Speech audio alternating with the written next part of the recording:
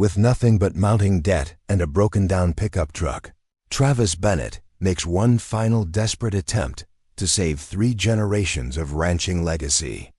Digging holes for fence posts in the dusty terrain that had sustained his ancestors for decades, what he doesn't realize is that just 4 feet below his desperate shovel strikes lies not solid ground but a scattered field of rare meteorites worth millions.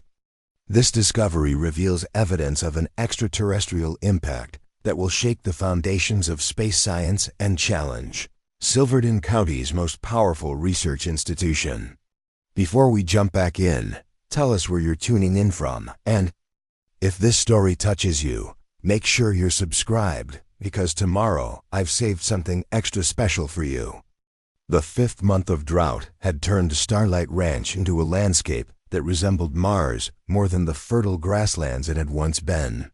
The creek that Travis Bennett's grandfather had dammed by hand stood empty, its cracked bed a testament to the severity of the water shortage plaguing Silverton County. Travis stood at the edge of what should have been his best grazing pasture, boots sinking into soil that had once been rich and giving, but now crumbled like dust beneath his weight. At 38, he had weathered challenging seasons before, but nothing like this.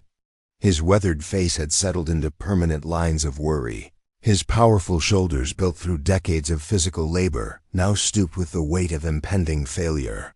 "Not looking good, Scout," he said to the aging Australian, Shepherd at his heels. The dog whined softly, pressing against his leg as they walked toward the rickety fence line that marked the eastern boundary of Starlight Ranch. The Bennett family had survived the economic crash of 2008, weathered devastating wildfires in the 2010s, and adapted to changing markets for generations. But this drought, combined with 3 consecutive years of falling cattle prices, had pushed Starlight Ranch to the brink of collapse. Travis unloaded a bundle of fence posts from his truck and grabbed his shovel. The fence needed repairing regardless of his financial situation. Ranching was in his blood, and until the bank physically removed him from the property, he would maintain it as his grandfather had taught him.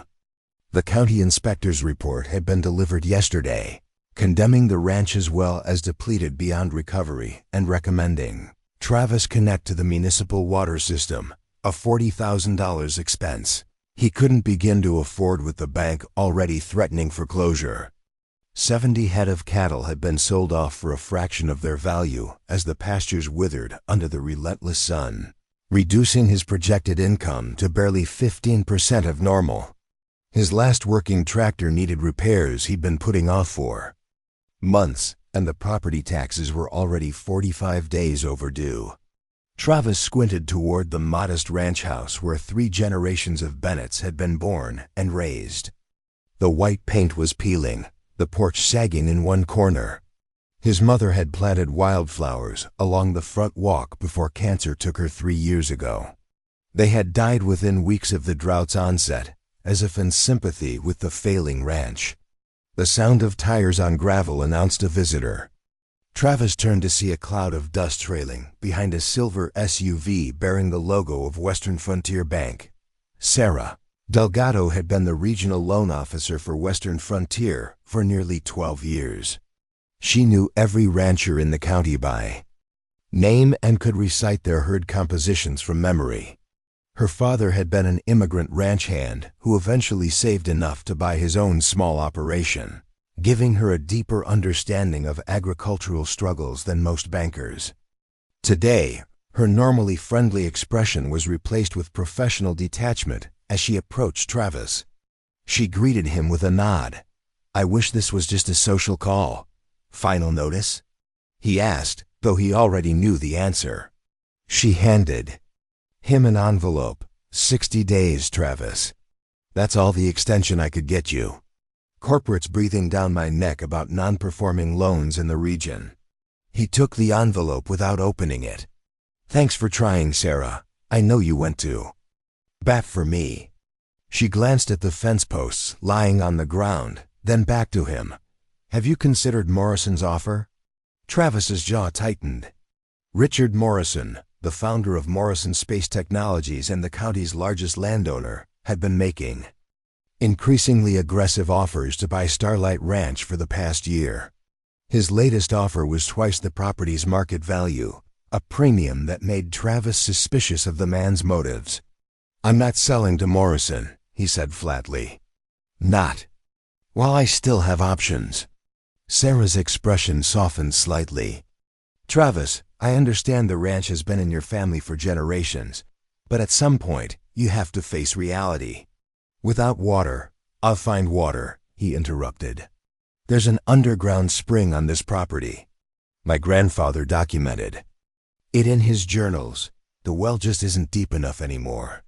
She sighed, clearly having heard similar desperate theories from other ranchers facing foreclosure. "Just don't wait too long to consider alternatives. Morrison's offer won't stay on the table indefinitely." After Sarah left, Travis stood motionless beside his truck, the banknote crumpled in his fist. Scout pressed against his leg, offering silent comfort. That evening, after reviewing the ranch's finances and finding no path to solvency through conventional means, Travis climbed to the attic of the ranch house. Dust motes danced in the beam of his flashlight as he made his way to an old military footlocker tucked beneath the eaves. The footlocker had belonged to his grandfather, Elijah Bennett, who had claimed this land in 1952 after returning from the Korean War. Family legend held that Elijah had used skills learned as a military surveyor to locate water when neighboring ranchers had failed to find sustainable sources. Travis lifted the heavy lid, revealing neatly stacked leather-bound journals, surveying tools, and geological specimens carefully labeled in faded handwriting. He hadn't examined these materials since inheriting the ranch from his father 10 years ago, viewing them more as family heirlooms than practical resources. The earliest journal, dated 1952, detailed Elijah's methodical search for water. May 12, 1952. "I have observed the morning dew patterns for 3 months and am convinced a significant underground water source runs beneath the eastern pasture. Local indigenous knowledge speaks of a river that runs beneath the earth here. Other veterans dismiss such tales, but I have found native knowledge of land and water to be superior to our own in many respects." Travis flipped forward, looking for specific details about the well's construction. June 18, 1952. "Struck water. Today at 30 feet. The flow is strong beyond my highest hopes. Curiously, there appear to be unusual stone fragments occasionally mixed with the soil at varying depths. They have an unusual weight and texture.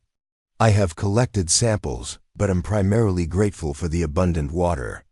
The description caught Travis's attention. Unusual stone fragments with unusual weight. He continued reading. July 3, 1952. Professor Williams from the university identified the stone fragments as possibly meteoritic in origin, apparently of scientific interest but no practical value to a rancher. Advised me to notify him if I find more substantial pieces. July 9, 1952. Dr. Morrison from the State Geological Survey visited today, expressing unusual interest in purchasing the eastern section of my claim. Offered twice the going rate. When I declined, suggesting the entire homestead was not for sale, his manner turned cold. Mentioned that mineral rights in the county remain legally ambiguous, and that I would be wise to accept his generosity. Travis sat back against a roof beam, his mind racing. Meteorites? Space rocks? And Morrison had shown interest in the property even then. Could there still be meteorites beneath the property? And did that explain Richard Morrison's unusually generous offers, a continuation of his ancestors' interest? The possibility gave Travis a renewed sense of purpose. If he could find evidence of meteorites on his property, he might be able to secure a different kind of loan, or at least negotiate with Morrison from a position of knowledge rather than desperation. The next morning, Travis began preparations to repair the eastern fence line, where the ground was particularly hard and rocky. Without funds to hire help, he would have to rely on muscle power and determination, just as his grandfather had done. He gathered tools from the barn, shovels, post-hole diggers, and a hand-operated auger his grandfather had used decades ago. As the sun climbed higher, Travis marked out locations for new fence posts and began to dig. The soil was harder than expected, compacted by drought and filled with rocks that made the work slow and grueling. By midday, he had managed to dig only 3 post holes, each requiring significant effort. Scout lounged in the shade of the truck, occasionally bringing Travis a stick in an unsuccessful attempt to convert work into play. Travis didn't notice the black Tesla that had parked on the county road, its occupant observing his activities through high-powered binoculars, or the urgent phone call being made to Morrison Space Technologies' executive offices. For 2 days, Travis worked from dawn until dusk, stopping only when light failed completely. Each post hole was a battle against the unyielding earth, but he pressed on, driven by the need to maintain the ranch and the intriguing possibility raised by his grandfather's journals. Each evening, he would collapse into his grandfather's old armchair, muscles aching, hands blistered despite his work gloves, and read more from Elijah's journals for guidance. On the 3rd day, as Travis's shovel struck the compacted earth at what he estimated to be about 4 feet below the surface, something changed. Instead of the dull thud of metal against dirt, there was a distinct metallic clink. "What the hell?" Travis muttered, wiping sweat from his brow. He scraped away more soil, expecting to find a buried piece of farm equipment, or perhaps a large rock. Instead, his shovel uncovered something dark and irregular, about the size of a softball. He knelt down and carefully extracted the object from the hole. It was surprisingly heavy for its size, with a dark, almost black exterior that featured distinctive thumbprint-like depressions across its surface. Unlike the typical rocks in the area, this had a metallic quality that caught the sunlight in an unusual way. Travis turned it over in his hands, puzzled. This wasn't like any rock he'd seen on the ranch before. He remembered his grandfather's journal entries about unusual stone fragments, and possibly meteoritic in origin. Could this be a meteorite? An actual piece of rock from outer space? Energized by the discovery, Travis continued digging with renewed vigor. Within an hour, he had uncovered 2 more similar objects, one slightly larger than the first, the other about the size of a golf ball. All shared the same distinctive features: unusually heavy, metallic composition, and surface depressions. This wasn't just a random find. The eastern pasture of Starlight Ranch might contain a significant deposit of meteorites. Using his phone, Travis took detailed photos of the objects and the location where he'd found them. Then he carefully placed the meteorites in his truck's toolbox. This discovery needed documentation before he approached anyone. That evening, Travis pored over Elijah's journals with new understanding, finding entries he'd previously skimmed. August 2, 1952. Dr. Morrison returned today with a man he introduced as a scientific colleague. They asked pointed questions about soil composition and any unusual findings during my well digging. When I mentioned the strange metal-like stones, their manner changed noticeably. The colleague requested samples, claiming scientific curiosity. I provided small specimens, though their interest seems excessive. August 15, 1952. Disturbing visit from Sheriff Wilson today. Claims there have been complaints about trespassing and resource exploitation, all from properties owned by Morrison interests. Demanded I cease any excavation pending investigation. When I requested documentation of these complaints, he became hostile. I have no choice but to comply temporarily, though I suspect underhanded tactics. September 3, 1952. Received official notice that new county regulations prohibit private excavation deeper than 6 feet without permits and geological surveys, a category suddenly created and applied to my property. The notice cites historical preservation concerns and is signed by Commissioner Morrison in his capacity as County Planning Board member.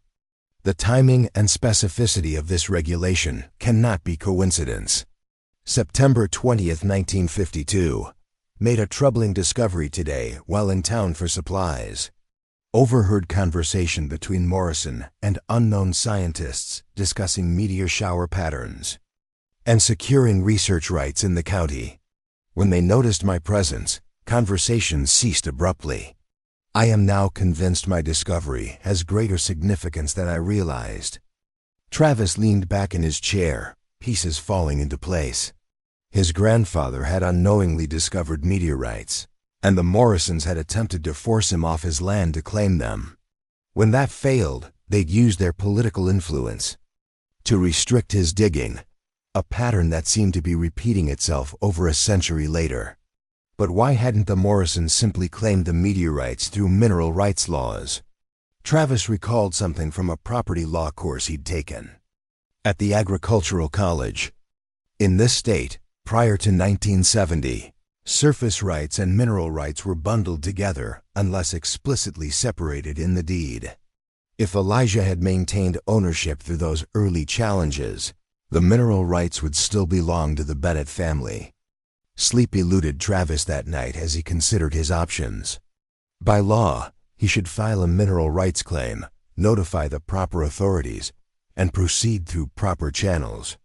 But doing so would immediately alert the Morrisons, who now controlled most of the regulatory bodies in the county.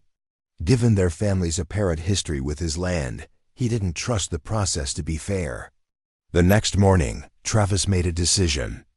Before going public with his discovery, he needed expert confirmation and documentation that couldn't be easily dismissed or buried in bureaucracy. He needed someone knowledgeable about meteorites, but not connected to local interests.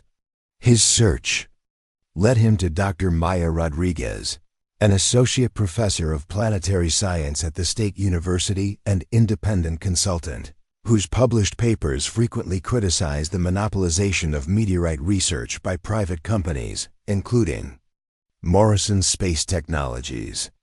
Her reputation for uncompromising scientific integrity made her the perfect ally for his situation. Travis composed a careful email, including some of his photos but withholding specific location details.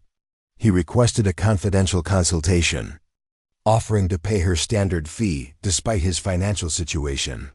To his surprise, Dr. Rodriguez responded within hours, "Mr. Bennett, your discovery appears significant from the limited data provided.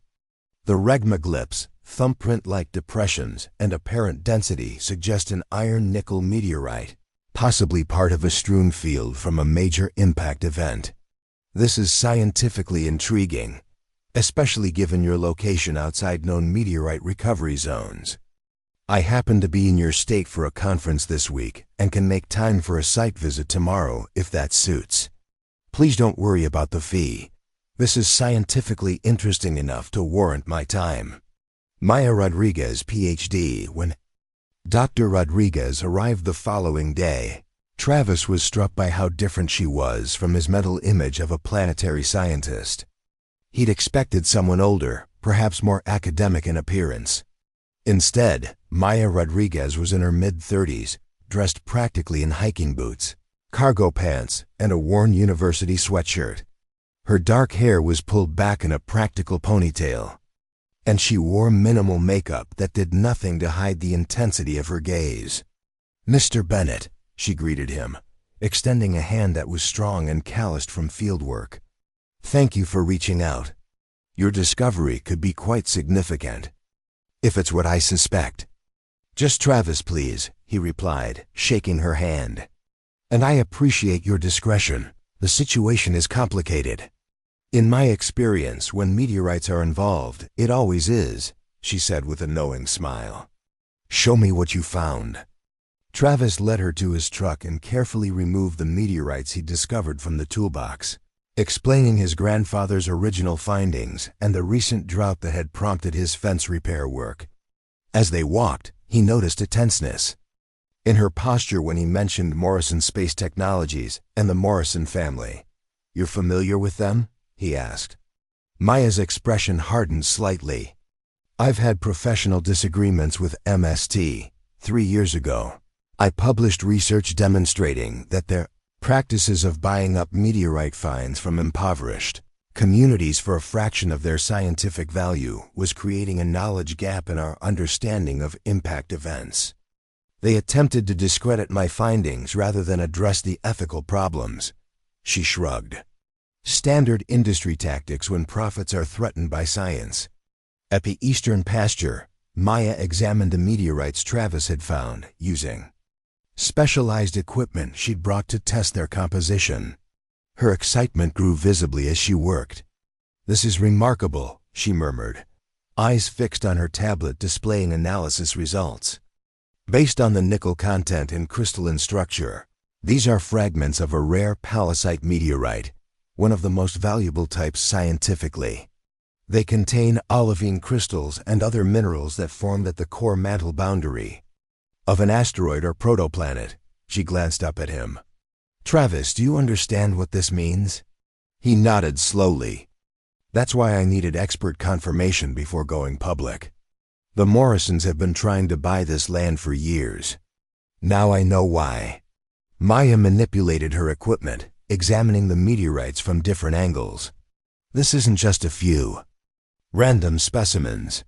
The distribution pattern and your grandfather's notes suggest you're sitting on what could be a significant, strewn field, possibly from an impact event that occurred thousands of years ago." She tapped some calculations into her tablet. "Even at conservative estimates, the scientific value is enormous. The commercial value, if you chose to sell specimens to collectors or museums, could easily run into millions depending on the extent of the deposit." The figure was so large it seemed abstract to Travis, impossible to reconcile with his immediate reality of overdue bills and foreclosure notices. "What's the next step?" he asked, his voice steadier than he felt. "Legally, you should file a mineral specimen notification with the State Geological Survey," Maya said.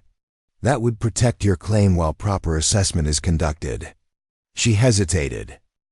"But given what you've told me about the Morrisons and their local influence, that might alert them before you're prepared to deal with the pressure they'll apply." Travis appreciated her understanding of the delicate situation. "What would you recommend?" "We need more data and documentation that can't be easily dismissed." Maya tucked her tablet into her backpack.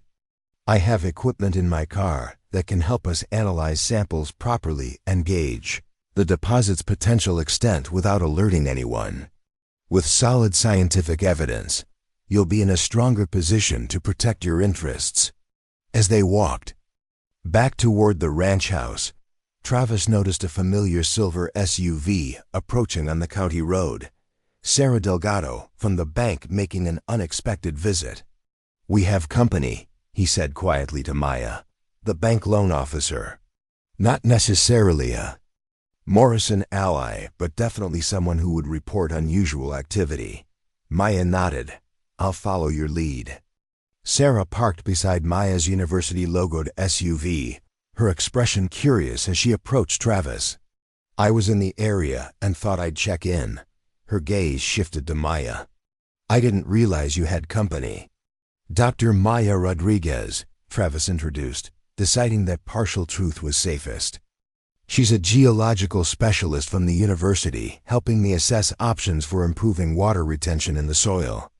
Maya smoothly extended her hand. "Mr. Bennett's case is particularly interesting from a drought mitigation perspective. We're seeing similar issues across the state, with historical ranching operations struggling during extended dry conditions." Sarah seemed to accept this explanation, though her eyes lingered on Maya's vehicle. "That's progressive thinking, Travis. But I should remind you that the foreclosure timeline remains unchanged unless substantial payment is made." "I understand," Travis replied. "I'm exploring all options." After Sarah left, Maya raised an eyebrow. "Geological specialist?" Travis shrugged. "Not entirely a lie. We are dealing with rocks. She laughed, the sound warming the space between them. Fair enough. But that visit wasn't coincidental. Someone's watching your property, Travis. We need to work quickly. Unknown to either of them, Sarah Delgado was already on the phone as she drove away. But not to Western Frontier Bank. Her call was to a private number used by Richard Morrison. He has someone from the university with him, she reported. Claims. She's a geological specialist, but the vehicle has planetary science department markings. You said to report anything unusual. On the other end of the line, Richard Morrison's voice remained calm despite the implications. You've done well, Sarah. Continue as we discussed. The foreclosure must proceed regardless of any developments. And my brother's medical debt? She asked, tension evident in her voice. Will be forgiven upon successful acquisition of the Bennett property, Morrison confirmed. Your family's financial troubles will disappear provided you continue to be useful. As he ended the call, Morrison turned to the elderly man seated across from him in the glass-walled office of Morrison Space Technologies headquarters, his father, Richard Morrison Sr., the company's founder. Bennett may have discovered what's beneath his land, the younger Morrison reported. He's brought in outside expertise. The older man's face remained impassive, liver-spotted hands resting on an ornate walking cane. History repeats itself, he said quietly. My father faced the same problem with Elijah Bennett. The old man was stubborn, refused to sell despite the pressure we applied. Times have changed, his son assured him. We control the regulatory bodies now, the banking systems. Bennett is already drowning in debt. One way or another, that land will finally become Morrison property. The elder Morrison nodded slowly. See that it does. That meteorite field has been rightfully ours for 3 generations. I won't go to my grave with it still in Bennett hands. Back at Starlight Ranch, as the sun began to set, Maya and Travis examined soil samples from different depths around the property, confirming that the meteorite deposit extended well beyond the immediate vicinity of the fence line. This is significant, Travis, Maya said, looking up from her portable analysis equipment. Based on these readings, you're sitting on what could be one of the largest undocumented palisite meteorite fields in North America. The scientific implications are enormous.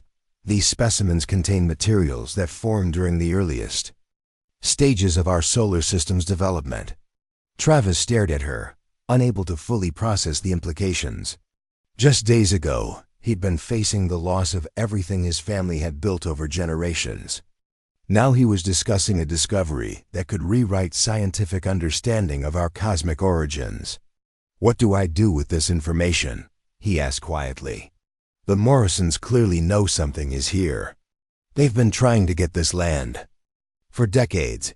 Maya considered the question carefully. You have several options, each with different implications. You could sell specimen rights while keeping the ranch, partner with a research institution other than MST, or attempt to develop the scientific resource yourself through grants and loans against the proven specimens. She paused, studying his face. But first, I think we need to understand exactly what happened between your grandfather and the Morrisons. There may be legal complications from previous agreements or claims that could affect your options today. Travis nodded, thinking of the family journals in the attic. Elijah documented everything meticulously. If there were any legal maneuvers or threats, he would have recorded them. Then that's our next step, Maya decided. Before we make any moves that can't be undone, we need the full historical picture. She glanced at her watch. It's getting late. I should head back to my hotel in town. You could stay here, Travis offered, then immediately felt self-conscious. I mean, there's plenty of room. The ranch house has 3 bedrooms. It would give us more time to go through Elijah's journals. Maya hesitated, then nodded. That makes practical sense. Let me get my overnight bag from the car. As darkness settled over Starlight Ranch, Neither Travis nor Maya noticed the drone hovering at the edge of visual range, its high-resolution camera capturing their movements, or the two men in a Morrison Space Technology security vehicle parked a half-mile down the county road, monitoring their activities. Preparing and narrating this story took us a lot of time, so if you're enjoying it, subscribe to our channel. It means a lot to us. Now back to the story. The attic of the Bennett ranch house had become an impromptu research center with Elijah's journals arranged chronologically on a weathered oak table Travis had carried up from the dining room. Dusty cardboard boxes containing family correspondence and legal documents from the past 70 years formed precarious towers around them. Maya sat cross-legged on an old quilt, hair pulled back in a messy bun, glasses perched on her nose as she carefully turned the brittle pages of Elijah's 1953 journal. Travis sorted through a box of correspondence, scanning for any mention of the Morrison family or references to mineral rights. "Listen to this," Maya said, excitement evident in her voice. March 4, 1953. Morrison's regulatory assault continues. New county ordinance prohibits excavation within 500 yards of potential archaeological sites, citing preservation concerns. The ordinance affects only my property, as no archaeological sites are publicly known in the county. The intent is transparent: to render my eastern pasture unusable, forcing me to sell. Travis nodded grimly. It matches what I found in these letters. The Morrisons have used regulations as a weapon for decades. Here's one from the county assessor in 1954, suddenly revaluing Starlight Ranch at triple its previous tax assessment, citing potential mineral resources despite no official claim being filed. They worked through the night, piecing together a historical narrative that spanned more than 70 years. The pattern was consistent. Each generation of Morrisons had attempted to acquire the Bennett property through increasingly sophisticated means, from outright intimidation in Elijah's time to complex financial and regulatory pressure in recent decades. As dawn light filtered through the dusty attic windows, Maya carefully unfolded a yellowed document she'd found tucked into the binding of the 1954 journal. "Travis," she said softly, "I think this is what we've been looking for." He moved to her side, their shoulders touching as they examined the document together, a survey map dated October 1953 showing the geological formations beneath Starlight Ranch. Hand-drawn notations indicated not just the meteorite findings Elijah had discovered, but their connection to a much larger deposit extending beneath several adjacent properties. "This is an official state university geological survey," Maya said, her finger tracing the authentication seal. "Elijah must have commissioned it privately. Look at the notation here: meteorite distribution predominantly beneath Bennett Homestead, with secondary scatter beneath Morrison Holdings to south and east." Travis stared at the map, its implications sinking in. "So the main deposit is under my land, not theirs. They've been trying to get my property all these years because the most valuable part of the meteorite field is directly beneath Starlight Ranch," Maya finished. "The Morrisons could investigate on their own properties, but they'd only access the edges of the deposit. To study the main concentration efficiently, they need your land. But that doesn't explain why they didn't just buy the mineral rights separately," Travis said, puzzled. Even back then, that would have been simpler than trying to force Elijah off his land entirely. Maya turned back to the 1954 journal, scanning the entries until she found what she was looking for. Here, April 17, 1954. Attorney Wilson confirms my suspicions. Because I registered the original land claim as a veteran under the Homestead Act special provisions, my deed includes explicit mineral rights that cannot be separated from surface ownership under state statutes. The only way for another party to claim what lies beneath is to own the land itself. This explains Morrison's persistent efforts to force me out. She looked up at Travis, eyes bright with discovery. Your grandfather was clever. He used his veteran status to secure a special type of land claim that bundled surface and mineral rights permanently.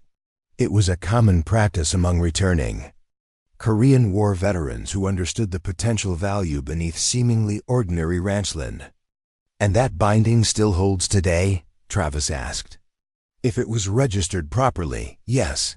Property law tends to honor original deed restrictions, unless explicitly modified by subsequent owners.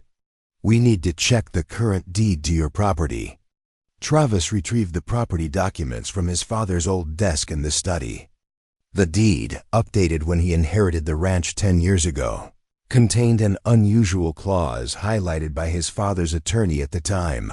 All mineral, geological, archaeological, and subsurface rights permanently and irrevocably attached to. Surface ownership as per original veteran homestead claim number 458, dated June 12, 1952. This is why they've been so determined, Travis said, the realization dawning. They need to own the land outright to access the meteorites. There's no legal way to separate the specimen rights from the ranch itself. As they continued their research throughout the morning, a more troubling pattern emerged.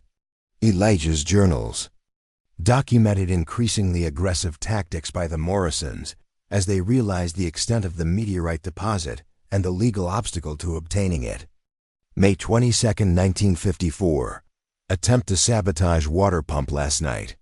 Sheriff refuses to investigate, claiming no evidence of foul play despite clear tire tracks leading from Morrison property. Have begun sleeping with rifle nearby. September 10, 1954. Suspicious cattle illness. Found evidence of contaminated feed placed at property boundary. County inspector in Morrison's pocket claims no evidence. Have lost 8 head this month. December 3, 1954. Morrison men cut fence line, allowing cattle to scatter. Repairs will take weeks. Will not be driven off by these tactics.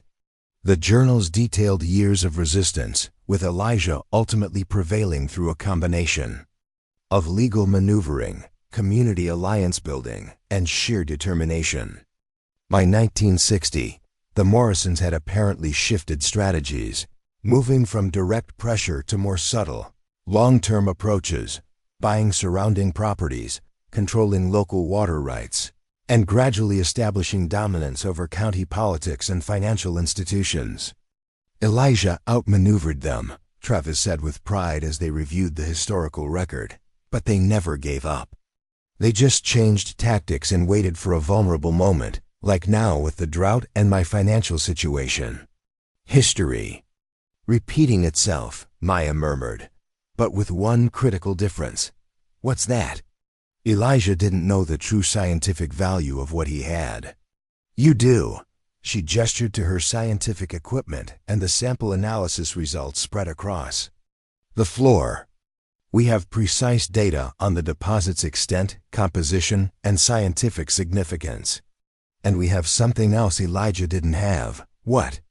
Digital evidence that can't be destroyed or suppressed. She held up a small device. I've been backing up everything we've found, the journals, the survey map, the deed restrictions, and my scientific analysis, to secure cloud storage that the Morrisons can't access or tamper with. Travis felt a wave of gratitude toward this woman who had arrived as a consultant, but had thrown herself fully into uncovering the truth, matching his own determination with her scientific expertise. A noise from outside interrupted their conversation, the distinctive sound of vehicles on the gravel driveway. Travis moved to the attic window, tension evident in his shoulders as he peered down at the visitors. 3 vehicles, he reported. Grinley, Thank SUV, county sheriff's car, and a Morrison Space Technologies vehicle. Maya quickly gathered the most crucial documents. They're moving faster than I expected. We need to secure this evidence before they come in. You think they would confiscate private property? Travis asked, though he already knew the answer based on Elijah's experiences.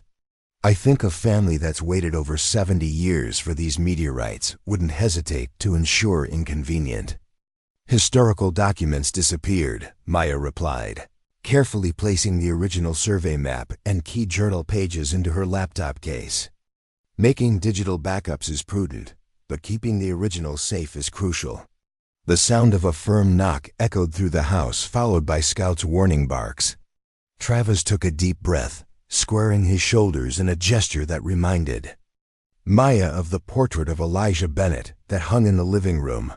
"Let me handle this," he said, heading for the stairs. "Stay here with the documents. If things go south, there's a back staircase that leads to the kitchen. My truck keys are on the hook by the door."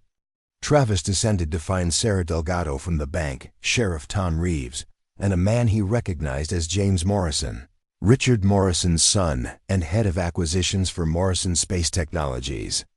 Standing on his porch, Scout positioned himself protectively between Travis and the visitors, a low growl rumbling in his throat. "Quite the welcoming committee," Travis said, keeping his tone casual despite the tension evident in his stance. "What can I do for you all today?" Sheriff Reeves stepped forward, official but uncomfortable. "Mr. Bennett, we've received a complaint about unauthorized excavation on your property, potentially disturbing protected geological formations. I need to inspect the premises and any objects you may have removed from the ground." Travis leaned against the doorframe, blocking entry. "That's interesting, Sheriff. I wasn't aware that digging post holes for fence repair required permits or constituted excavation. As for protected geological formations, this is the first I'm hearing of any such designation on my property." James Morrison stepped forward, his expensive suit and polished appearance a stark contrast to Travis's work clothes. "Mr. Bennett, we have reason to believe you've discovered items of scientific interest that fall under county preservation statutes. Morrison Space Technologies holds exclusive research rights to meteorite specimens in this county. Is that so?" Travis replied coolly, "I'd be interested to see documentation of those exclusive rights, especially as they might pertain to private property with mineral rights explicitly retained by the landowner." James Morrison's expression tightened almost imperceptibly. "The statutes are quite clear about scientific specimens of public interest." "Public interest or Morrison interest?" Travis challenged. "Because from where I'm standing, they seem suspiciously aligned in this county." Sarah Delgado cleared her throat. "Travis, as your lender, Western Frontier Bank has concerns about potential unauthorized modification of collateral property. If you're conducting excavation activities, that should have been disclosed." "Post holes, Sarah," Travis replied evenly. "For fence repair. Standard ranch maintenance. But since you're all here, I should mention I've been consulting with scientific experts about the agricultural and geological aspects of my property, which may influence its valuation and my financing options." Sheriff Reeves produced an official document. "I have a warrant to search for illegally excavated materials, specifically meteorite specimens removed from the ground within the past 30 days. Travis examined the warrant, noting the rapid preparation and vague descriptions. "Quite impressive response time, Sheriff, considering I only dug those holes yesterday. Almost as if someone knew what I'd find before I found it." The implication hung in the air, causing the sheriff to shift uncomfortably. "The warrant appears in order," Travis conceded, "but it's limited to recently excavated materials. My private papers, family heirlooms, and any consultants or guests on my property are outside its scope. Are we clear on those boundaries?" Before the sheriff could respond, Maya appeared at Travis's side, her university ID prominently displayed on a lanyard around her neck. "Dr. Maya Rodriguez, Planetary Geology, State University," she introduced herself with professional authority. "I'm conducting a preliminary soil composition study here as part of a statewide drought impact assessment. Any specimens I've examined are documented in my official research notes, which are protected under academic freedom statutes and would require a separate warrant specifically addressing scientific research materials. The calculated introduction shifted the dynamic immediately. What might have been dismissed as a rancher's resistance now involved a credentialed academic whose interference would require additional legal hurdles. Sheriff Reeves glanced uncertainly at James Morrison, whose jaw had tightened noticeably. By mid-afternoon, they had scheduled meetings with a scientific preservation expert, a sustainable ranching advisor, and the editor of the regional scientific journal, who expressed interest in the historical aspects of the discovery. Progress was tangible, momentum building. Then Travis's phone rang, a local number he didn't recognize. "Mr. Bennett," the voice was elderly but strong. "This is Richard Morrison Sr. My son may lack subtlety, but he's right about one thing: this matter has waited long enough for resolution. I'd like to meet with you privately. No lawyers, no assistants. Just two men whose families have been connected for generations." Travis covered the phone and explained the call to Maya, who looked concerned but nodded her agreement. They needed to understand their opposition fully. "All right," Travis said into the phone. "Where and when?"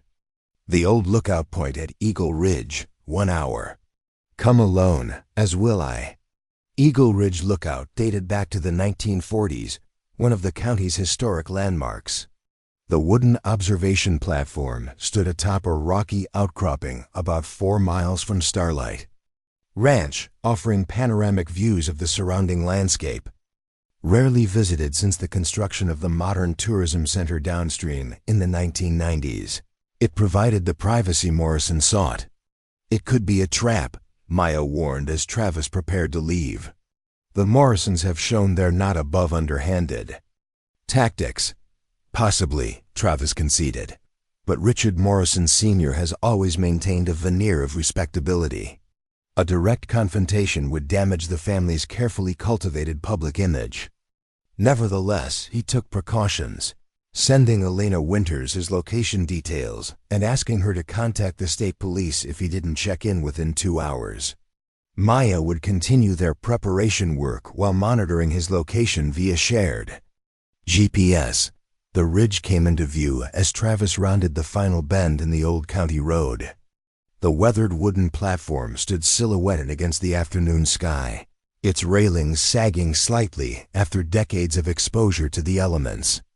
A black luxury sedan was parked at the trailhead, its driver standing beside it. Travis parked his truck and approached on foot. Richard Morrison Sr. awaited him at the platform center, leaning on an ornate cane, his thin frame silhouetted against the vast drought-stricken landscape beyond. Despite his 86 years, the elder Morrison stood straight, his white hair neatly combed, his clothes expensive but understated. His eyes, sharp and assessing, took in Travis's appearance with unsettling thoroughness. "You look like him," Morrison said without preamble. "Elijah. There's a photograph in my father's papers. Elijah Bennett facing down our attorney at the county courthouse. Same jaw. Same eyes. You knew him?" Travis asked, surprised. "No, but my father did. He was 15 years old during their first confrontation. In 1952, it left an impression." Morrison gestured toward the valley below. "He told me Elijah once physically threw a Morrison surveyor off this very ridge for trespassing on his water rights." Despite himself, Travis smiled slightly. The story aligned with Elijah's character as revealed in his journals. "I didn't ask you here to reminisce," Morrison continued. "I asked you here to make an offer my son is too proud to extend. Triple the market value of your property, plus 10% of any scientific patents or discoveries derived from the meteorite field over the next decade. You maintain naming rights to the discovery. Bennett Palisite has a suitable ring, and receive public credit as the finder." The offer was significantly more generous than anything previously proposed, acknowledging both the financial and historical value of Travis's claim.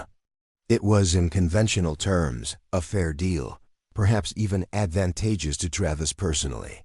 "Why now?" Travis asked. Why this sudden generosity after decades of pressure tactics? Morrison's face remained impassive, but something flickered in his eyes, perhaps respect for the direct question. I'm dying, Mr. Bennett.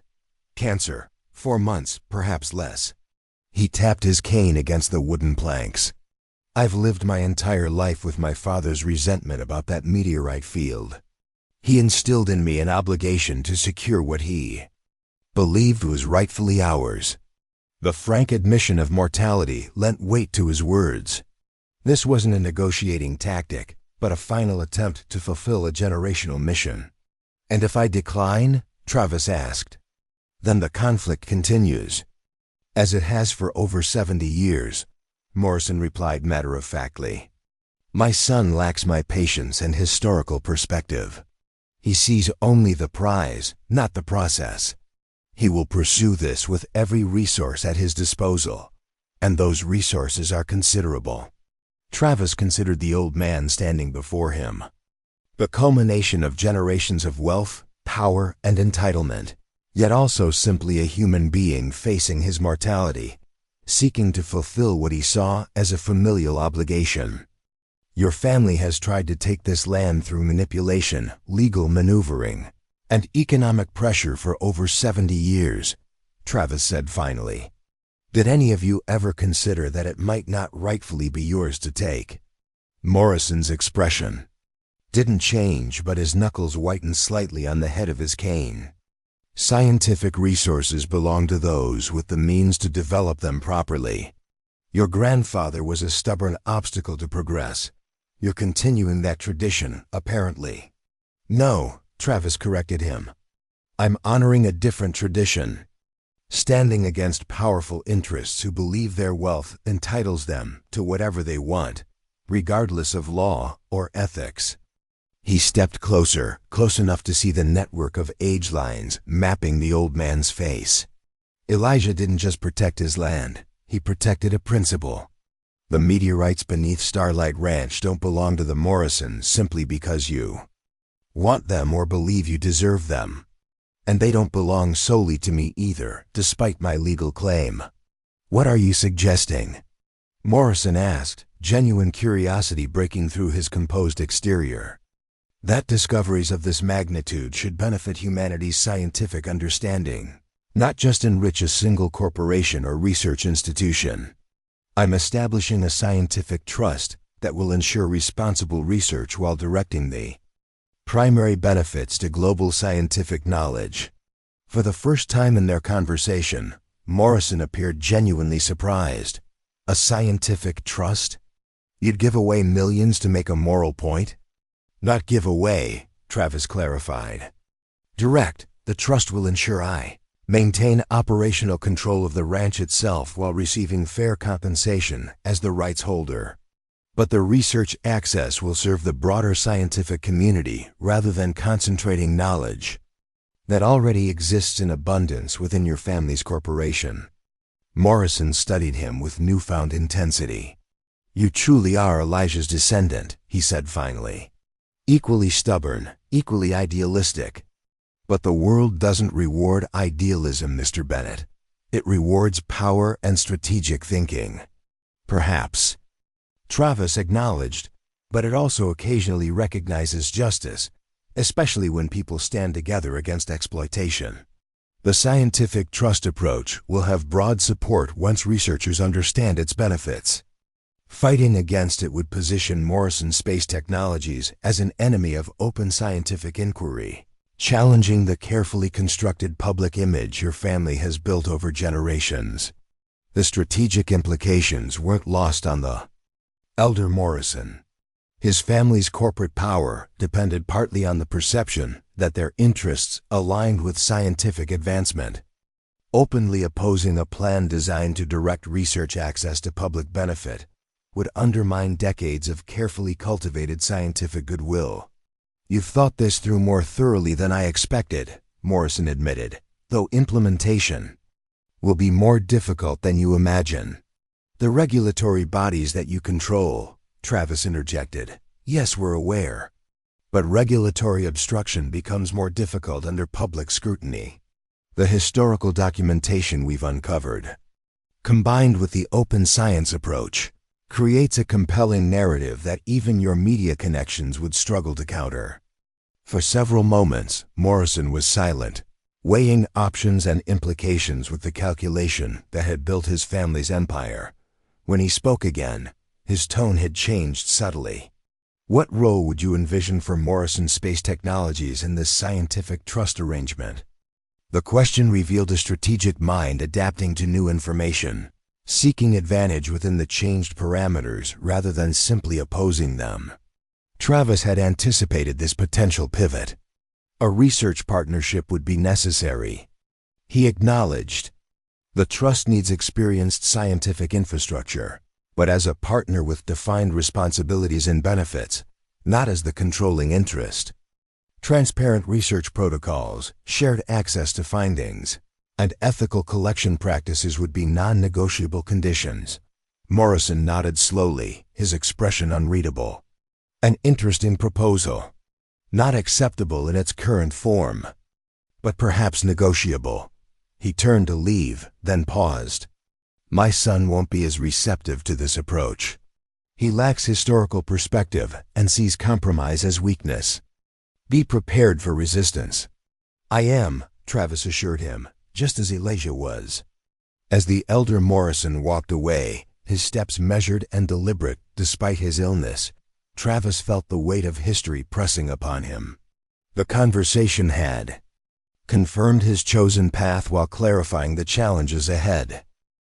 The Morrisons might adapt their strategy, but their fundamental goal remained unchanged, controlling the meteorites beneath Starlight Ranch. When Travis returned to the ranch house, he found Maya in conversation with Marcus Delgado, Sarah's brother. The geochemist looked haggard, the strain of his medical debt and subsequent entanglement with the Morrisons evident in his hunched posture and nervous movements. Travis, Maya greeted him with evident relief. Marcus has been explaining some of the scientific complexities of the palisite deposit and the extent of Morrison's preparation to acquire your property. Marcus nodded, his academic demeanor at odds with his obvious anxiety. They've been planning this for decades, buying surrounding properties strategically, conducting ground-penetrating radar surveys disguised as agricultural soil testing, even funding magnetic anomaly studies during geological surveys to map the deposit's boundaries, all while maintaining the pretense that they were simply interested in ranch consolidation. They've known exactly what's under your land since the 1990s, Maya added. Modern remote sensing techniques removed any doubt about the deposit's extent and value. They've been waiting for the right moment, a vulnerable owner, a natural crisis, like this drought, to make their final move. And they used your sister to monitor me through the bank, Travis said, not as accusation but as confirmation. Marcus looked down, ashamed. My cancer treatments created medical debt that our insurance wouldn't cover. Morrison bought the debt from my healthcare provider, then used it to pressure Sarah. She had no choice. They threatened to accelerate my payment schedule and force me into bankruptcy if she didn't cooperate. We don't blame Sarah, Maya assured him. We're trying to help her escape their influence, just as we're trying to protect the meteorite deposit from their control. Marcus looked up, hope flickering across his tired features. The scientific trust approach might actually work. Morrison's corporate influence depends on maintaining the appearance of scientific leadership, directly opposing a plan that transparently serves public knowledge would damage their carefully constructed image. That's what I told the elder Morrison at our meeting, Travis said, proceeding to recount the conversation at Eagle Ridge. When he finished, Maya looked thoughtful. His willingness to discuss partnership rather than simply reject the concept outright suggests they might adapt rather than directly oppose. That could be more dangerous in some ways. They could attempt to infiltrate the trust governance structure or manipulate the terms to gradually increase their control. Which is why we need impeccable legal structuring and transparent governance, Travis agreed. Elena's expertise will be crucial there. As they continued strategizing into the evening, the moral dimensions of their approach became increasingly clear to Travis. This wasn't just about protecting his inheritance or defeating the Morrisons. It was about transforming a scientific resource that had been a source of conflict for generations into a force for knowledge advancement. Elijah had fought to protect what was rightfully his against powerful interests who believed their wealth entitled them to whatever they desired. Travis was fighting a similar battle, but with an expanded vision, not just protecting individual rights, but advancing collective understanding, not just preserving ranching heritage, but evolving it. To meet new challenges, the meteorites beneath Starlight Ranch represented both tremendous opportunity and significant responsibility. How that resource was developed would shape not just Travis's future, but potentially humanity's understanding of our cosmic origins. As darkness fell over the ranch house, Travis stood on the porch looking out over land his family had tended for over 70 years. The fields were still parched, the earth cracked from drought, but beneath that temporarily barren surface lay both the history of his family's perseverance and the potential for a different kind of future than either the Bennetts or the Morrisons had envisioned. Maya joined him, her presence a reminder that he wasn't facing this challenge alone. In the short time since her arrival, she had become not just an ally in the struggle against the Morrisons, but a partner in imagining a more equitable approach to scientific discovery, one that balanced individual rights with community benefit, commercial viability with open access to knowledge. "Do you think we can actually pull this off?" he asked quietly, giving voice to the uncertainty that still lingered beneath his determination. "I think we have to try," she replied, her shoulder brushing against his as they stood side by side, looking out over the darkened fields. "Some fights are worth having regardless of the odds." In that moment, Travis felt a connection not just to Elijah and the generations of Bennetts who had worked this land, but to something larger, a tradition of standing firm against exploitation, of choosing principle over expedience, of imagining how things could be rather than simply accepting how they were. The path forward remained challenging, uncertain. The Morrisons' power was real, their determination to control the meteorite deposit undiminished despite the elder Morrisons' willingness to consider compromise. The legal, financial, and political obstacles to establishing the scientific trust would require all their resources and ingenuity to overcome. But for the first time since the drought had begun to threaten everything he valued, Travis felt a sense of purpose that transcended mere survival. The meteorites discovered beneath the ancient fence line offered not just financial salvation, but an opportunity to honor his heritage while serving the broader scientific community, to transform a resource that had been a source of conflict into a foundation for collective understanding. As he and Maya turned to re-enter the ranch house, their shadows merging in the porch light, Travis knew that whatever challenges lay ahead, he had found both the right cause and the right ally to face them. Together, they would write a new chapter in the long story of Starlight Ranch, one that might finally resolve the 70-year conflict between the Bennetts and the Morrisons, not through surrender or defeat, but through a vision of shared benefit that neither family had previously imagined. The following week unfolded with the intensity of a gathering storm. Alina Winters arrived with her scientific team, converting Travis's dining room into a makeshift laboratory filled with specialized equipment for meteorite analysis.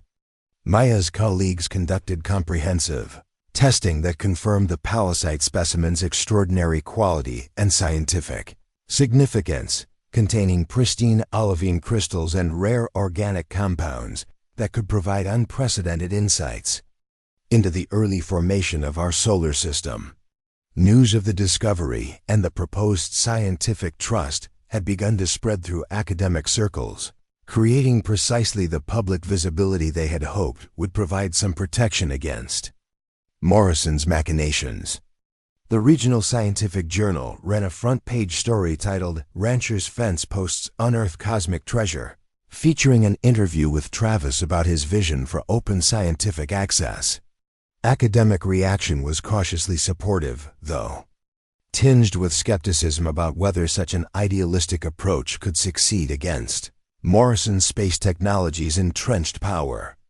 Longtime researchers remembered previous challenges to the Morrison family's scientific interests that had mysteriously faltered or disappeared altogether. "We're gaining traction, but we need more scientific engagement," Alina advised during their morning strategy session. "The Morrisons are already working to counter our narrative, suggesting the trust concept is impractical, that professional corporate management is required for proper scientific utilization." Marcus Delgado, who had become an unexpected ally, nodded in agreement. They're emphasizing proprietary research opportunities and technological advancement through Morrison's established facilities, while quietly suggesting your approach lacks expertise and infrastructure. "Then we need to make the benefits more concrete," Travis decided. "Not just abstract promises of future scientific knowledge, but specific research opportunities that scientists can visualize and believe in." That afternoon, they convened a focus group of scientific leaders, the head of planetary sciences at the state university, the director of the Regional Astronomical Observatory, several meteorite researchers facing challenges accessing rare specimens, and a science education coordinator for the county school system. For hours, they discussed the most pressing needs in meteoritics research and how the palisite specimens might address them sustainably. The result was the Starlight Scientific Access Initiative, a detailed proposal for directing research access towards specific scientific priorities, an open specimen library allowing researchers from institutions worldwide to study standardized samples without prohibitive fees or restrictive access limitations, a scientific education program providing specimen samples to schools and universities, particularly in underserved communities, collaborative research grants supporting interdisciplinary teams studying early solar system formation, digital mapping and analysis technologies, making detailed scans of specimens available to researchers who couldn't physically access the materials, a sustainable collection protocol, ensuring meteorite extraction preserved both the scientific integrity of specimens and the ecological health of the ranch land. "This is brilliant." "The elder Morrison seems sincere," Maya added, though his son's eventual cooperation remains questionable. Travis nodded, still processing the implications of this potential resolution. Elijah fought to protect what was rightfully his. "I've been fighting for something larger, scientific benefit from resources that technically belong to me, but should serve humanity's understanding. This partnership approach might achieve that better than continued conflict."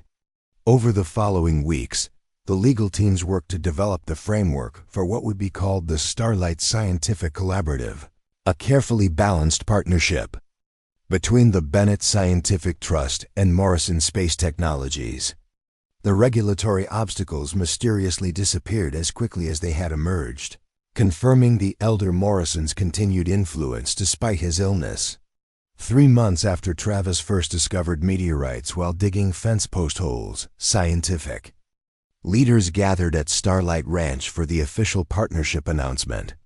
The event was attended by regional media, university officials, and hundreds of researchers curious about an arrangement many had believed impossible given the historical power dynamics of Silverton County.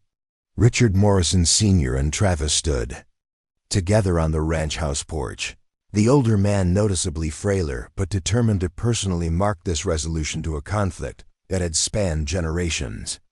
His son watched from the sidelines, expression carefully neutral, though his eyes revealed continued skepticism about the collaborative approach. This partnership represents not just responsible scientific research, but a new model for knowledge advancement, the elder Morrison told the assembled crowd. For too long, rare scientific specimens have been hoarded by institutions or corporations, creating knowledge monopolies rather than collective understanding. Today we commit to a different path. When Travis's turn came to speak, he found himself thinking of Elijah standing on this same porch more than 70 years earlier, defending his right to the land against powerful interests who believed their wealth entitled them to whatever they desired. My grandfather dug the well that eventually led to this discovery, Travis said, gesturing toward the eastern pasture now surrounded by preliminary research equipment.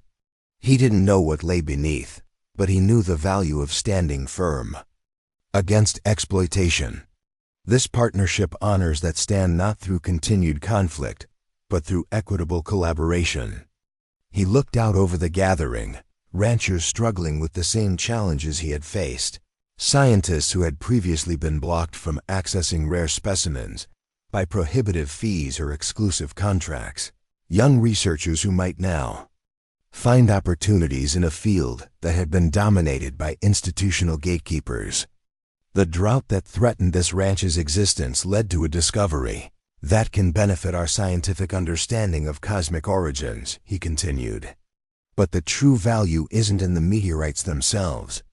It's in what we choose to do with this unexpected opportunity. Together, we've chosen knowledge advancement over private monopoly, collaboration over conflict, shared discovery over proprietary research. As the formal ceremonies concluded, Maya joined Travis at the fence line, where their journey had begun. The worn wooden posts had been carefully preserved despite the modern equipment now surrounding them, a deliberate acknowledgement of how ordinary ranch work had connected to extraordinary cosmic discovery. From desperate fence repair to revolutionary scientific partnership, she remarked, smiling at the incredible evolution of their journey. Not exactly what you expected when you started digging those post holes. Nothing about the past few months has been expected, Travis admitted, returning her smile, especially meeting a planetary scientist who quotes poetry and challenges corporate interests. Their relationship had evolved alongside the scientific trust concept, from professional collaboration to friendship, to something deeper neither had anticipated.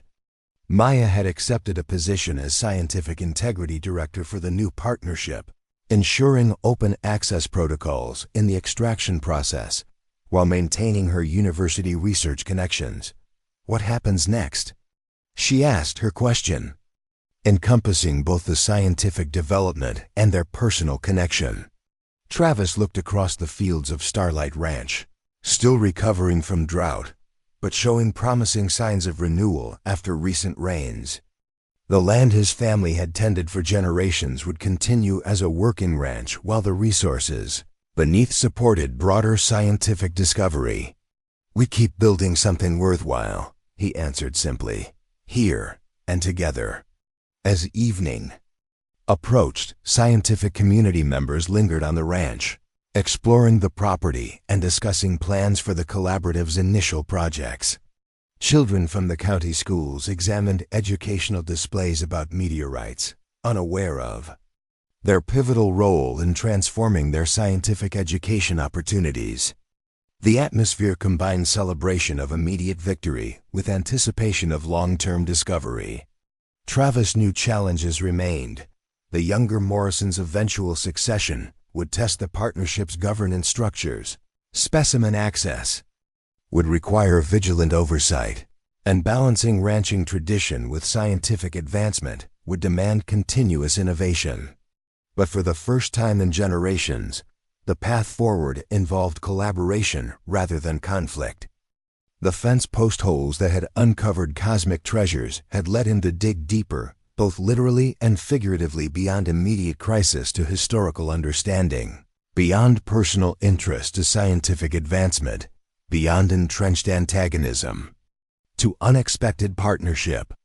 What had begun as desperate attempt to save his family ranch had evolved into a model for how scientific discovery might be democratized, how rare resources might be shared rather than hoarded, how knowledge might advance through collaboration rather than competition.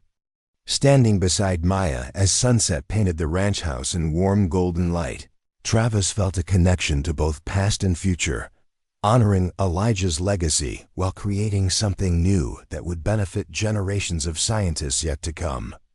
Drought-hardened Earth had yielded not just meteorites but opportunity, not just specimens but wisdom about how scientific knowledge might be shared rather than monopolized. The fence posts had indeed revealed cosmic treasures, but what Travis had discovered by digging those simple holes was far more valuable than space rocks. A chance to transform not just his own circumstances, but the future of scientific access. For an entire research community. 3 years after meteorites first emerged from the fence post holes at Starlight Ranch, the landscape of space science had transformed in ways both visible and intangible. What had begun as one rancher's desperate dig during drought had catalyzed changes that rippled through every aspect of meteorite research and scientific collaboration. The most obvious physical change was the careful development of what researchers now called Bennett Field, a state-of-the-art meteorite research facility that balanced technological efficiency with environmental responsibility. Unlike traditional, closed corporate laboratories, the development featured transparent research protocols, visitor observation areas, and collaborative workspaces where scientists from different institutions worked side by side. Starlight Ranch itself remained a working cattle operation, its pastures now lush and productive thanks to advanced water conservation systems funded through Travis's portion of the research revenues. True to his commitment to ranching heritage, he had maintained and even expanded livestock operations, employing sustainable practices that would preserve the land's fertility for generations to come. Travis stood on his porch, coffee mug in hand as he did each morning, surveying the harmonious coexistence of ranching and scientific research that many had claimed impossible. Scout, now moving more slowly in his advanced age but still faithful, lay at his feet enjoying the early sunshine. "Admiring your handiwork?" Maya asked, joining him with her own mug of coffee. Their relationship had deepened alongside the scientific transformation, culminating in marriage the previous year, a union that symbolically bridged the ranching and scientific worlds, just as their partnership had united traditional land stewardship with cosmic discovery. "Just thinking about how different things looked 3 years ago," Travis replied, slipping his free arm around her waist, both of them gazing at the subtle evidence of the research operation visible at the property's edge, a few well-maintained buildings carefully designed to blend with the rural surroundings. Drought-stricken fields, foreclosure notice, no future beyond the next 60 days. From crisis to opportunity, she leaned into him.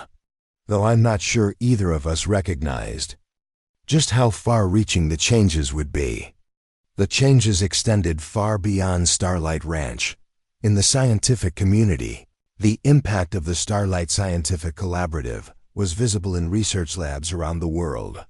The Open Specimen Library had provided standardized meteorite samples to over 200 institutions previously unable to access such rare materials, leading to dozens of breakthrough papers on early solar system formation. The Educational Outreach Program had distributed teaching specimens to schools across the country, with special emphasis on rural and underserved districts. High school students who might never have seen a meteorite were now conducting basic analysis using simplified versions of professional techniques, inspiring a new generation of planetary scientists. Perhaps most significant was the shift in scientific collaboration psychology. The collaborative model pioneered at Starlight Ranch had challenged the traditional proprietary approach to rare scientific specimens.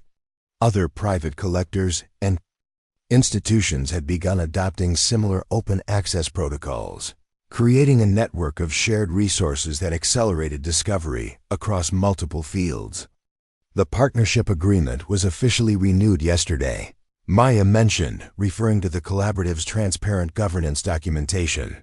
With unanimous board approval, including young Morrison's vote. Travis nodded with satisfaction.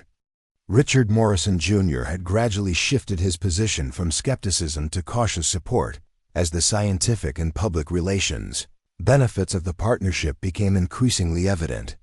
Following his father's death 2 years earlier, many had expected him to challenge aspects of the agreement, as they had anticipated. Instead, he had found value in the collaborative approach, particularly as it burnished his public image as a forward-thinking scientific leader.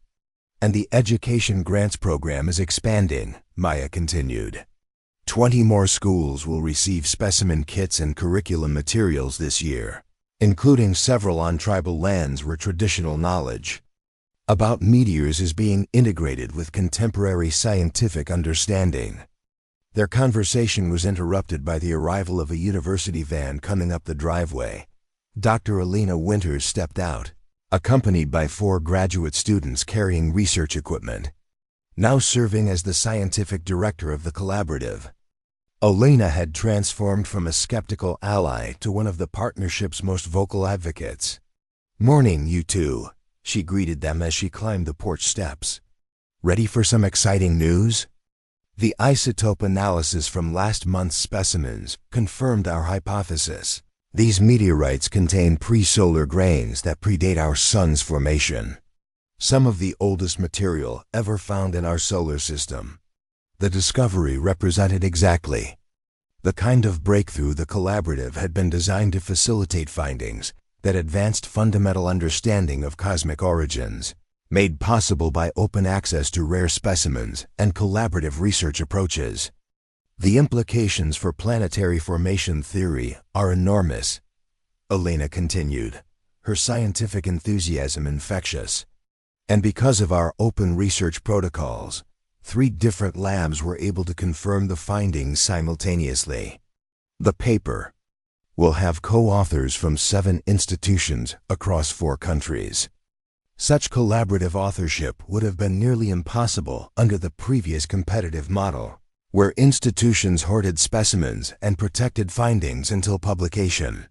As they settled in the ranch house dining room to discuss the discovery implications, Travis was struck by how completely different the scene was from the tense confrontations that had characterized the early days of the meteorite discovery. Where once Morrison representatives and local officials had arrived with warrants and threats, now scientists from diverse backgrounds gathered with shared purpose, building knowledge together rather than fighting over who controlled it. The scientific community that had formed around Starlight Ranch reflected the collaborative ideal at the heart of the partnership. Researchers from institutions large and small, students working alongside seasoned experts, traditional academic scientists cooperating with independent researchers. This diversity of perspective had led to discoveries that might never have emerged in more siloed research environments. After reviewing the latest findings, Alina paused before sharing one final update. "There's something else I wanted to mention. The International Astronomical Union has officially approved the name Bennett-Morrison Meteorite Field for the deposit, with formal recognition of both families' contributions to its scientific development. The naming represented a symbolic resolution to the generational conflict, acknowledging both the Bennett family's stewardship of the land and the Morrison family's eventual contribution to scientific infrastructure, while emphasizing their shared legacy in advancing cosmic understanding." Later that afternoon, a yellow school bus arrived carrying students from Silverton County High School for their monthly field research experience. What had begun as a small educational outreach had evolved into a comprehensive science education program that was transforming how students engaged with scientific concepts. 17-year-old Maria Delgado, Sarah's daughter and Travis's unofficial apprentice in both ranching and meteorite science, led her classmates through the visitor center that had been established at the edge of the property. With natural teaching ability and genuine passion for both the ranch's history and its scientific significance, she had become an ambassador for the program's educational mission. "Before we begin today's field research," she explained to the gathered students, "I want to remind you of how this all started. 3 years ago, during the worst drought in county history, a rancher was simply trying to repair his fence. He had no idea that beneath those fence post holes lay treasures from the earliest days of our solar system." The students listened attentively as Maria continued the story they'd heard before, but never tired of: the accidental discovery, the historical conflict, and the ultimate resolution that had created new possibilities for scientific understanding. The lesson isn't just about meteorites, she concluded. It's about how crisis can become opportunity when we're willing to dig deeper, literally and figuratively. And it's about how knowledge belongs to all of us, not just those with the power to control it. As the students dispersed to their assigned research stations, Travis watched from the porch, reflecting on how Maria's interpretation captured the essence of what they had built. The collaborative wasn't just a scientific resource-sharing model. It represented a fundamental shift in thinking about knowledge ownership and creation. That evening, as they prepared for a community dinner to celebrate the latest discovery, Travis found Maya in their bedroom getting ready, her transformation. From visiting scientist to ranch partner, still occasionally surprising him.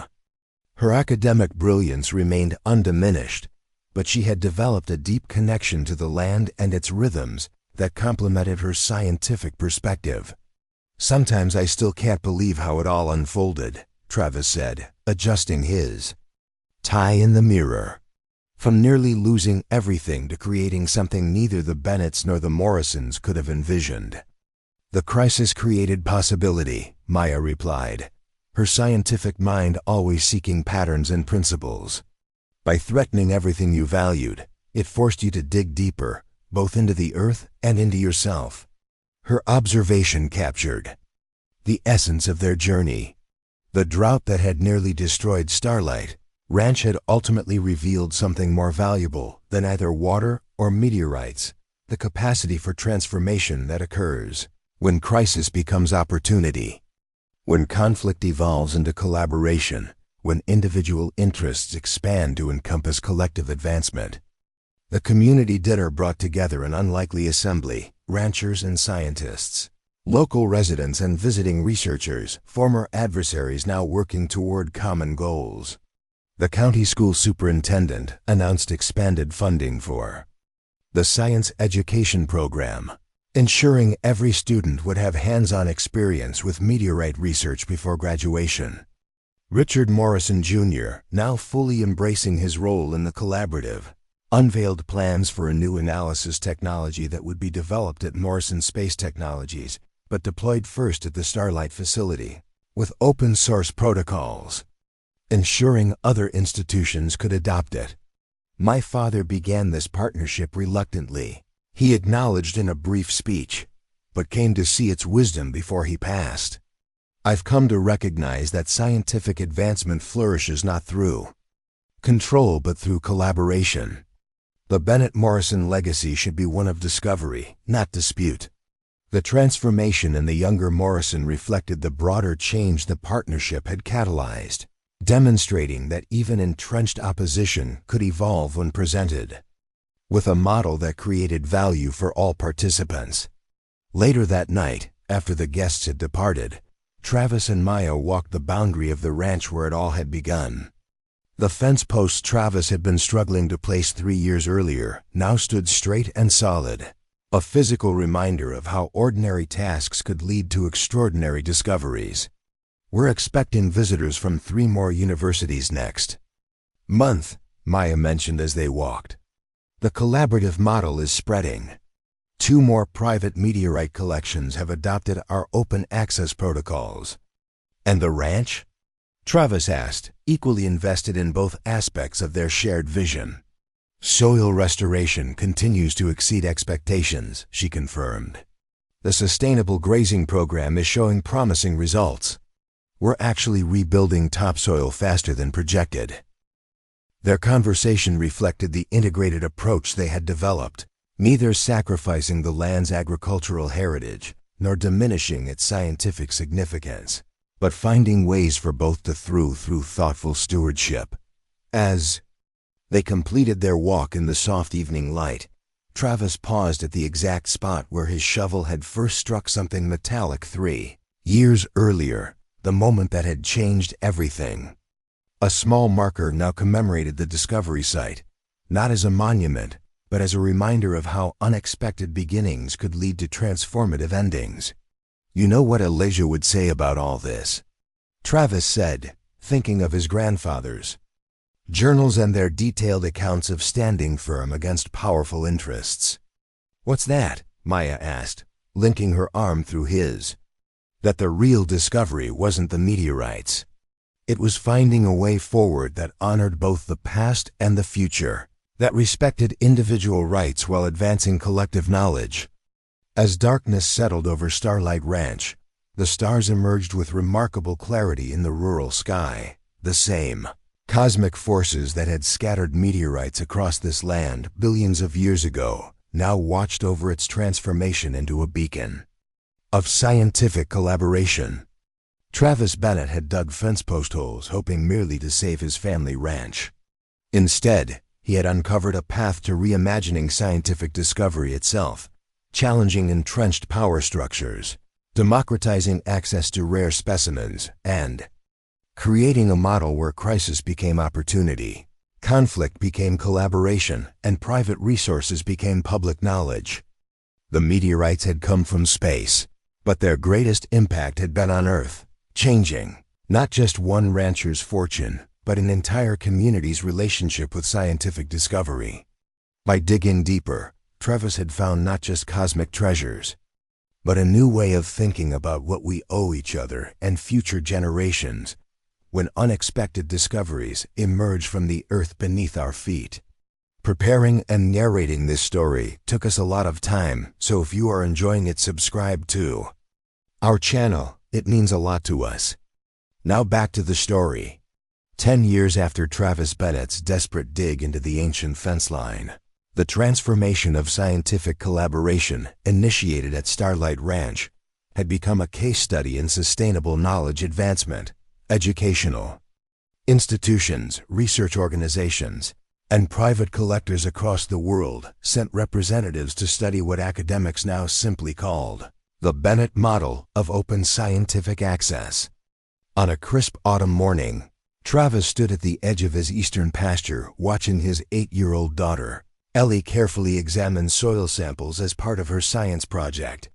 Beside her, Maya provided gentle guidance while their 4-year-old son James attempted to mimic his sister's methodical approach with considerably less precision, but equal enthusiasm.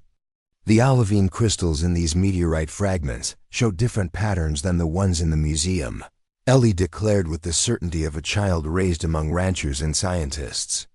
That means they probably formed under different conditions. In the early solar system. Travis smiled at his daughter's precocious understanding of cosmic geology, a natural fusion of his practical ranching knowledge and Maya's scientific expertise. Ellie had inherited Elijah's meticulous nature and passion for documentation, keeping careful journals of her observations that reminded Travis powerfully of his grandfather's records. The crystalline variation suggests different cooling rates. As the protoplanetary materials separated, Maya confirmed, ruffling their son's hair as he enthusiastically dug another small hole.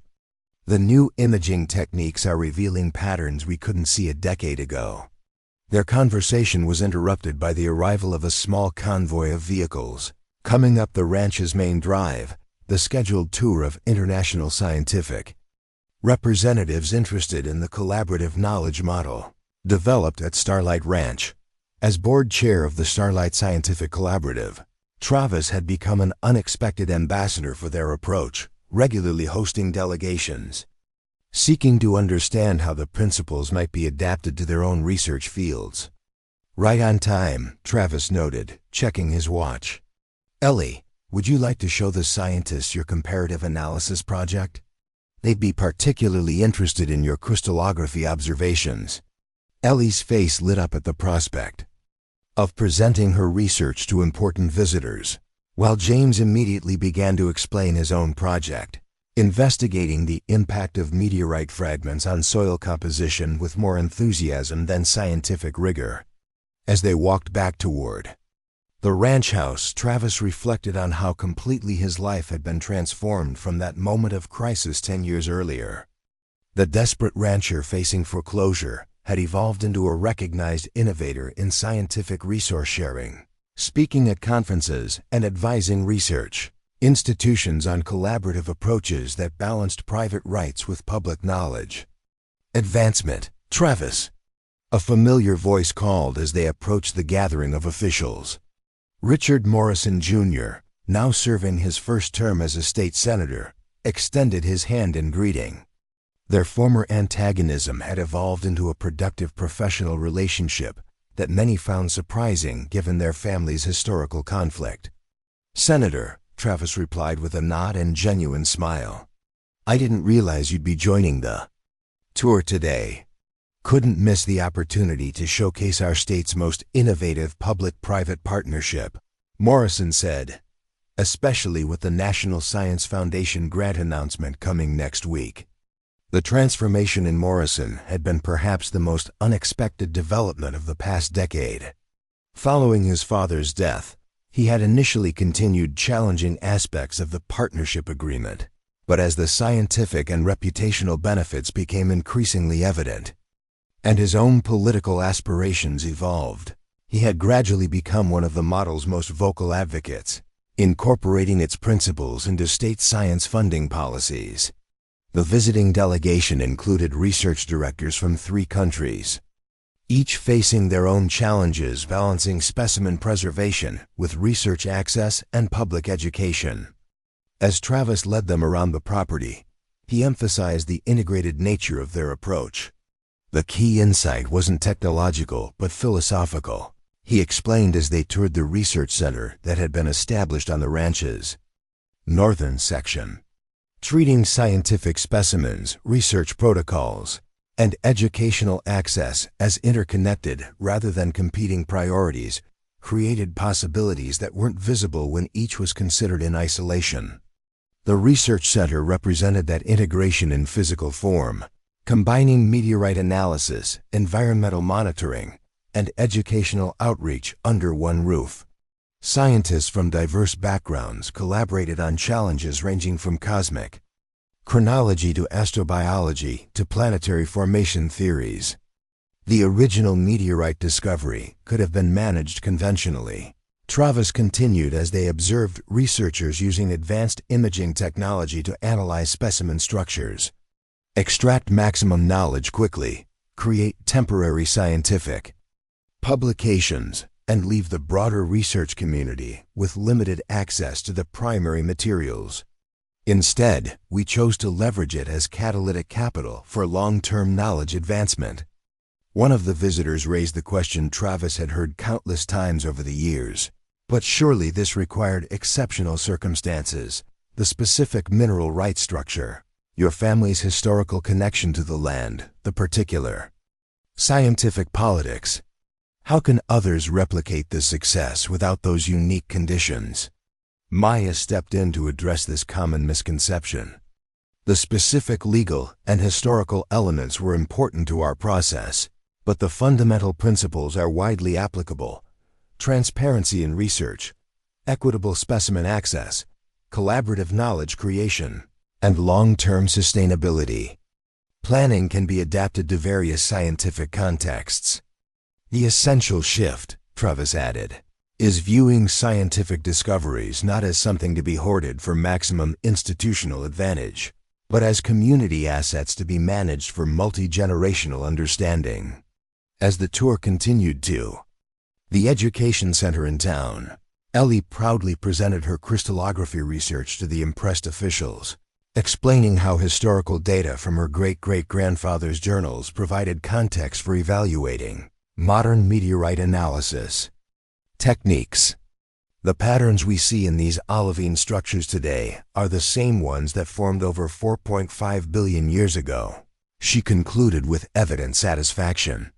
But our understanding gets better with each generation of scientists who studies them, especially when they can work together instead of competing. Her presentation perfectly illustrated the multi-generational thinking that had become central to the Starlight approach, honoring historical knowledge while embracing innovation, preserving scientific tradition while adapting to changing conditions. The afternoon concluded with a community dinner where visitors could interact informally with residents and hear first-hand accounts of how the collaborative had affected the local scientific culture. The gathering was held in what had once been An abandoned warehouse, but was now a thriving educational marketplace where researchers, students, and curious citizens could interact with scientific concepts through hands-on exhibits. Travis observed the vibrant scene with quiet satisfaction. The county that had been steadily declining when he inherited Starlight Ranch was now experiencing educational renaissance, scientific engagement, and cultural revitalization. Young people, who would once have left for urban opportunities, were finding reasons to stay or return, bringing new energy and ideas to the community. As the official delegation departed, Travis and Maya walked with their children back toward the ranch, taking the longer route that passed the fence line where it all began, now preserved with a simple marker explaining its pivotal role in the scientific partnership. "Dad, can you tell us the fence post story again?" James asked, his fascination with the family legend undiminished, despite having heard it countless times. The drought that had nearly destroyed Starlight Ranch had ultimately revealed something more valuable than either water or meteorites: the capacity for transformation that occurs when crisis becomes opportunity, when conflict evolves into collaboration, when individual interests expand to encompass collective advancement. As darkness settled over the ranch his family had tended for generations, Travis felt profound gratitude for the apparent disaster that had forced him to dig those fence post holes, a desperate act that had uncovered not just cosmic treasures, but the foundation for a more equitable and sustainable approach to scientific discovery. The drought had indeed been devastating, but what flowed from that seeming calamity was far more precious than water: a legacy of innovation, collaboration, and shared knowledge that would nourish human understanding for generations to come. This remarkable story of transformation reminds us that often our greatest challenges can lead to our most meaningful opportunities if we have the courage to dig deeper, question established patterns, and imagine possibilities beyond our immediate circumstances. If you've enjoyed this journey from crisis to cosmic discovery, please subscribe to our channel for more extraordinary true stories that reveal the unexpected ways ordinary people create extraordinary change.